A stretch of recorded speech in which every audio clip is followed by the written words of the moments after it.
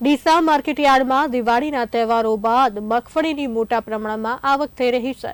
એક તરફ સરકારે ટેકાના ભાવે મગફળીની ખરીદી કરવાની શરૂઆત કરી છે, જેમાં સરકાર દ્વારા પ્રતિ મણે ₹1,356નો ભાવ આપવામાં આવે છે।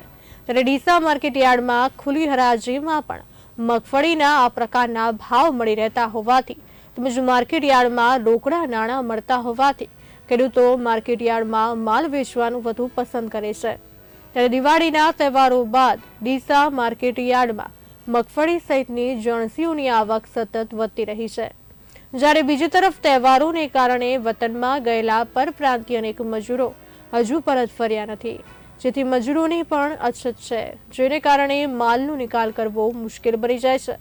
ડીસા યાર્ડમાં છેલ્લા સપ્તાહથી સતત સરેરાશ 50,000થી વધુ બોરીની આવક રહી છે, જ્યારે સોમવારે 90,000 બોરી મગફળીની આવક રહી હતી, જેને કારણે માર્કેટયાર્ડમાં માલનો ભરાવો થતા ડીસા ખેતીવાડી ઉત્પન્ન બજાર સમિતિ દ્વારા તારીખ 13 નવેમ્બર અને 14 નવેમ્બર દેવ દિવાળીના દિવસે એમ 2 દિવસ માર્કેટયાર્ડમાં હરાજીનું કામકાજ બંધ રાખવાનો નિર્ણય લેવાયો છે, એમ ડીસા એપીએમસીના સેક્રેટરી AN જોશીએ જણાવ્યું હતું।